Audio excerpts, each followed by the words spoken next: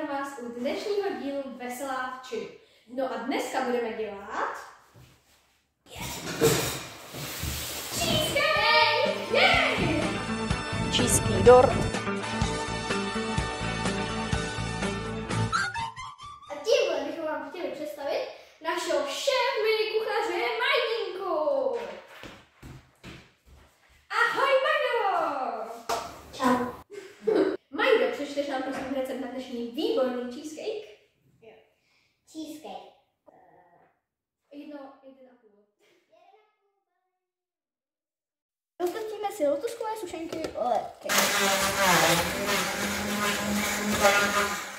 Tak jo, teďka už máme teda skoro rozemleté sušenky, jo. Elča už se tady vypaluje nervy, jo, ale jako trpělivost je základ, jo. Majda se tady odměřila přesně 60 gramů másla a teďka to jdeme rozehřát. Ještě 4. Elča už to udělala a teďka tam dáme máslo. Tak Majda. Drží pořádně. Teďka tu hmotu, kterou jsme si udělali, natlačíme do té formy.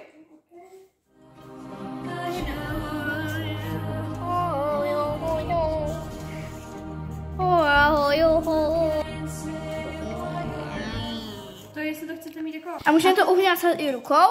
Ano, teďka to můžete uhňácat klidně rukou. Jo. Je to teplý? Ano, je to teplé. Pojď, Majdo, pojď. Takže teďka to máme a teďka to šoupneme na ideálně 30 minut do lednice. No a nezapomeňte uhňátat i ty okraje, na které jsme my zapomněli. Teďka si odměříme 250 ml smetany. A tohle, Majdo, tak tam můžeme rovnou vylít, protože víme, že tohle je 200 ml. Jo?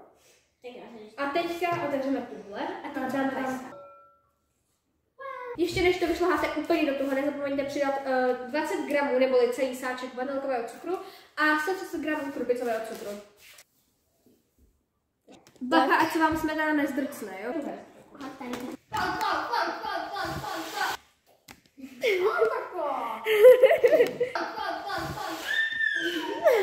Jsme chvilku hotové. Jak vidíte, smetana se ušlehala už skoro. Prská to až na mě. Víte, takhle je to tuhé, jo, lidičky. Wow, Majda to má na obličeji. Je to dobré. No dobré, tak já si myslím, že smetanu už máme ušlehanou. Mělo by to být nějak takhle. Nějak takhle. A teďka tam přidáme 500 gramů mascarpone, jo? Je to fakt hodně. Takže oboje dvoje v jednom. Dívejte. Takže... A teďka už to asi budeme dělat ostatní, protože tohle... Hej, poslouchejte.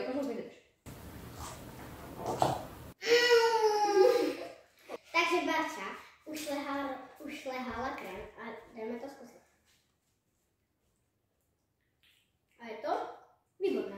Jej, tak to je super. No a teďka už 30 minut uběhlo a teďka to jdeme navrstvit na náš schlazený korpus. Vytáhni to.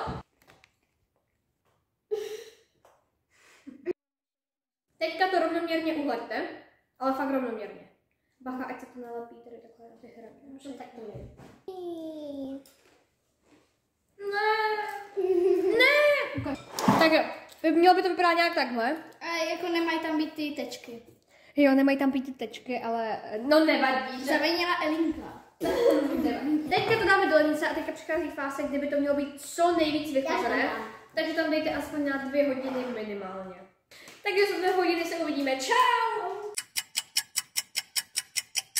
Teď jsme roztopili čokoládu. A jdeme vytáhnout cheesecake. Téhle práci musíte jednat opravdu rychle, protože ta čokoláda může rychle stuhnout. To by byla škoda. Takže takhle jsme to upatlali a teďka to dáme na co nejdelší dobu do lednice. Opravdu tomu těch pár hodin dejte, protože potom ty ingredience budou takové krásně rozložené a ukážu vám výsledek. Děkuji vám za zhlédnutí videa a dobrou chuť!